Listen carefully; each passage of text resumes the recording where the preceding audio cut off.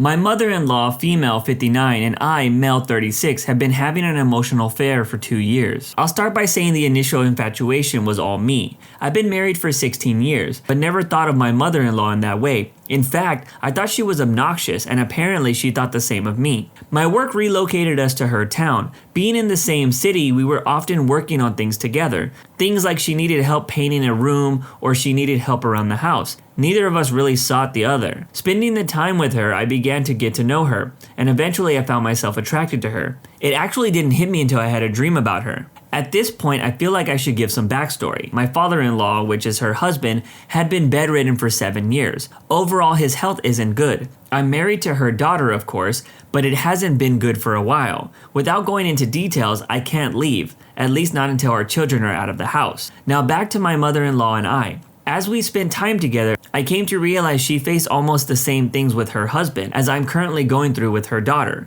Unfortunately, my father-in-law was diagnosed in the middle of her children becoming adults, and so she had to choose to stay with him to the end. In short, she has been unhappy in her marriage far longer than her husband has been bedridden. During our time together, we have both opened up and shared the difficulties we both face. We grew close and began trusting each other. I made the first move one November night as we hung Christmas lights around her house. She got up on a ladder and I supported her so she wouldn't fall by holding her butt. She never said anything or moved once. The rush was exhilarating. Obviously, I'm a grown man and I have touched a butt before, but the fact that I was doing this with her was a new experience. I didn't know how to feel when I got home and thought it was over later that night. Nothing changed between us, but I retreated into myself and tried to put those thoughts out of my head. At this point, I would regularly meet her for breakfast on Saturday, and my actions didn't change this. The next weekend, we greeted each other as normal. A few weeks went by and I had put it behind me. That was until one night I had a work dinner event and with a few shots of liquid courage messaged her to see what she was doing. At midnight. She applied with a few jokes, I can't remember, but needless to say I ended up at her house. Not wasted, but buzzed enough, I flirted with her to come outside and meet me. She was happy to see me when I pulled up. She climbed into my truck and we chatted about my night for a bit. Then she got a call from my father-in-law asking about the security sensors going off. She told him that I stopped by and that she would be in shortly. She hung up and invited me in so I could finish catching her up. I went inside, spoke to my father-in-law, I apologized for the late visit, he said it was fine, we chatted for a few minutes, and then went back to sleep. She and I finished our conversation in the living room. Somewhere in between us talking about my night, she congratulated me on my recent promotion and said she wishes she was able to come out to celebrate. She didn't need to explain, but she did anyways. She said that taking care of my father-in-law took most of her time, so she couldn't be anywhere too long. For whatever reason, I told her that we could celebrate there and now. I had 2 bottles of wine in my truck that were gifted to me on the night of my promotion. She eagerly agreed and said it was an excellent idea, so we opened 1 bottle and settled in the dining room to chat. Halfway into the bottle, I started to feel that I might need to go home soon, before I wouldn't be able to. She seemed to be enjoying herself and not wanting to leave. We both agreed that we would finish the bottle and I would call an Uber to take me home. We sat there for another hour or so chatting and laughing until we finished the bottle. I checked for an Uber, but there were none available, which she then suggested we could crack into the other bottle while we waited. I agreed and ended up drinking the entire second bottle with her. At which point, like clockwork, I received a notification from Uber that it was 5 minutes out. She walked me outside and we chatted while we waited. When I could see the Uber was right around the corner, I hugged her goodbye. The hug lasted about 10 seconds, but in my mind it lasted forever. We both lingered and I even managed to tell her that I had a great night with her after we were hugging. Before we let go, I gave her one last squeeze and kissed her on the neck. I'll be honest, I intended to kiss her on the cheek, but the high of a long hug and my inebriation landed the kiss on her neck between her shoulders and ears. I got into the Uber and was off to my house. I should add that my wife was at an expo for work. The entire ride home I thought about the hug and my kiss. I finally arrived home and got ready for bed. As I laid in bed, I kept thinking of her and what just had happened. I finally drifted to sleep. Another few weeks go by and once again I found myself drinking. This time it was to celebrate my friend getting promoted as well. It was just us guys, so there was no decorum or wine involved. Instead, it was a whole bunch of bourbon. Luckily, we rented a limo bus for the evening so no one had to drive. Unluckily, there was more booze on the bus. By the time I got home, I was so hammered I don't remember messaging her. Apparently, I told her that I had planned our next week's breakfast to a new spot further away and how special it would be if we could get away from them even for a bit. I didn't realize how flirty and direct it had been until the next day when I read the message. I was mortified. To my surprise, she replied later that afternoon telling me how excited she was and how amazing the date sounded. Not to brush over it, but we did end up going on that date, and it was great. But there was no flirting or anything of the sort when we did go. It was no different from having our usual breakfast. To this day, I don't know if she expected more, or if she was happy I found us a new place and we were experiencing something new together. I'm sure I'm overthinking it. A few months later, we find ourselves renovating her kitchen. This was like a 2-week undertaking. In that time, I once again grabbed her butt, to which she never objected. I'd like to think it wasn't my imagination, but a few times she pressed her chest against me as she looked at patterns. She also backed her butt up against me as she inspected the pantry, which was a tight space. I don't mean to come across as a frisky teenager, but her butt was pressed against me for a whole good 5 seconds. Little touches here and there occurred throughout the whole project. On the last weekend, we were cleaning up the dust when the vacuum filter exploded and dust went everywhere. We quickly ran to the backyard and helped dust each other off. She brushed my back off my jeans, my face, and various other places. After this, I felt comfortable and brave enough, so I returned the favor and began dusting her off. Until eventually I was brushing her chest for about 10 seconds, after which she said, "Okay, I'm good." And I thought I was in trouble. Clearly there was no way around it. I was groping her.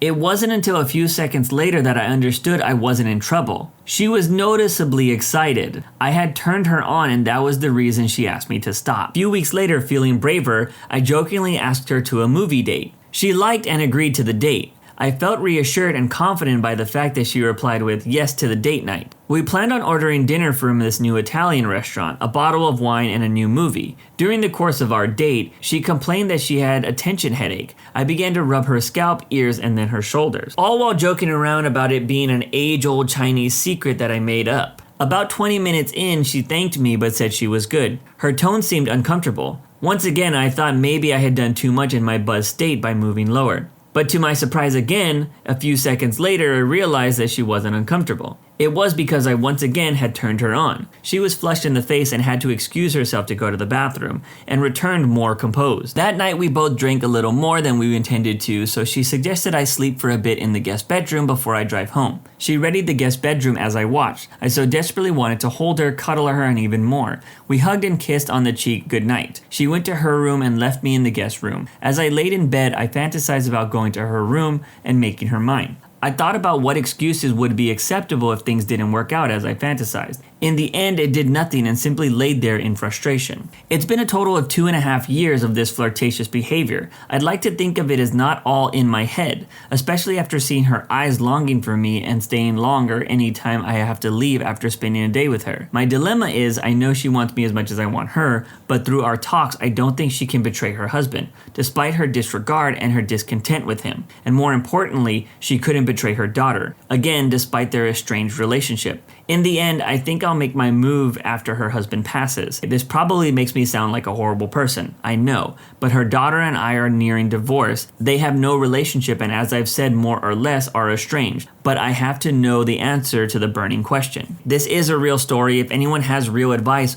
other than the typical penthouse forum or just bang her, I'd be open to hear it. And I'm also aware there are many men that claim the same only to have fabricated everything in their heads, but the interactions and her behavior above cannot be a coincidence or my own delusions. The original post ends there, but there was a comment that the OP replied to that added more information. The comment reads, "How about getting a divorce and seeing if there's anything else out there? What do you want? A fling, a soulmate, another marriage? Any answer? Is it even possible with her? Is this anything more than trauma bonding? And more importantly, can you betray someone? And can you let someone you care about betray someone else? I ain't got no advice for you, I only got more questions." To which the OP responds, "Honestly, for me, divorce is on the horizon. I know this story shows the dark side of me, but I've tried to keep us together. I won't go into it, but I've legit talked to my wife about getting a third-party professional to help us with our marriage. She simply doesn't want to go. I've gone alone to see if I could better us. In the end, all I'll say is that the relationship is exactly what I asked myself.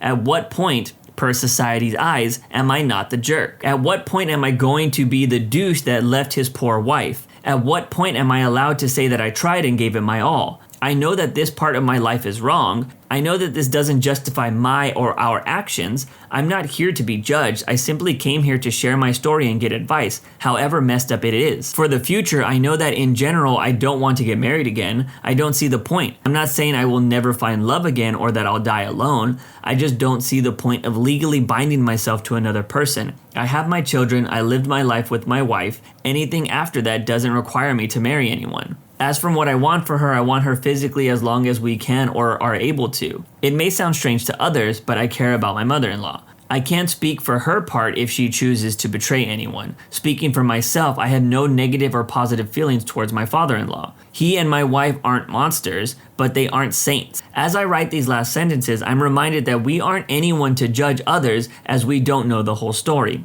Is cheating bad? Yes. Should I just leave? Yes. But there are reasons I won't. And if you ask my father-in-law or my wife, they would argue that they not be left divorced. But let me know. Am I the jerk? I did see another comment on this post that said this was like a movie, and I totally agree. Usually, depending on what website you're watching this movie on, the outcome can be very different. Personally, this does seem a little bit like trauma bonding, where two people relate and get attached because of similar traumas they both experienced. I know the taboo is always curious, but sometimes you gotta stop and think about the outcomes. Something like this would definitely spread like wildfire between families, and this OP would totally be the villain. Unless this mother-in-law is J-Lo or Selma Hayek, I don't think it's worth the trouble, but hey, different strokes for different folks. So your vehicles hold their value? We'll see about that. Back in 2015, I had a 2011 Dodge Caliber. That was beginning to give me some issues. After some research, I found out that the fuse box in the engine compartment was slowly malfunctioning and causing my car to act weird after about an hour of driving. I was on the market looking for a new car as I basically deemed it being time to get me something more suitable for my everyday needs. Not long after, I found the car I was looking for,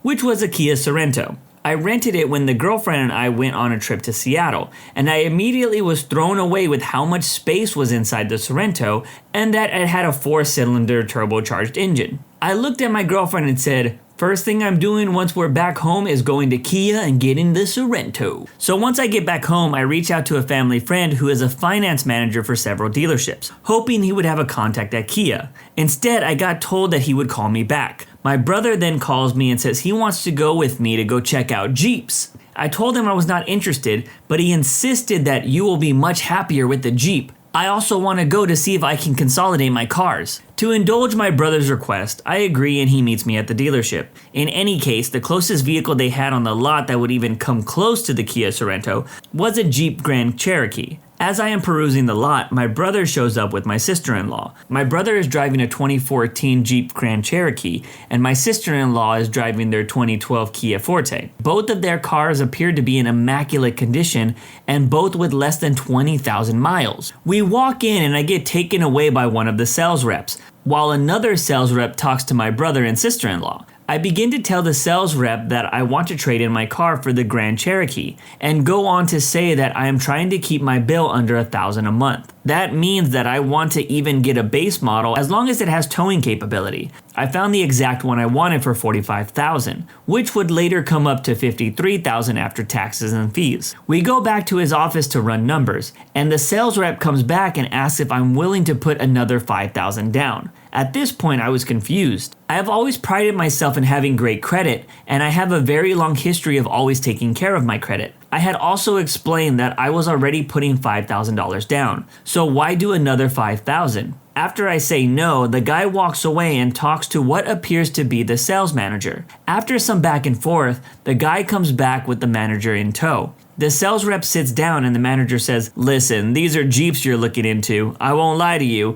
If you don't put another $5,000 down, you are looking at a monthly bill of $1,200. That confused the hell out of me, as I realized that the bill I'd pay after 60 months, that would be in the ballpark of $72,000. So I said, I need to see the numbers you are crunching because this is definitely not adding up. How does a bill that after everything is said and done at $53,000 suddenly equate to $72,000? The sales rep looks at the manager and the manager just looks back at the rep and just says, listen, they are Jeeps. They retain their value. If you can't afford it, then we can't help you. So I cut my losses and start heading out when I remember that my brother was there with a Jeep looking to trade it in. So cue my malicious compliance. I quickly beeline straight to the office my brother and sister-in-law are in just at the right time. They had just received the appraisal reports for both vehicles, but I was mostly interested in the Jeep Grand Cherokee. As I walk in, the sales rep working with them stops and asks what I am doing, and I say, don't worry, I'm with them.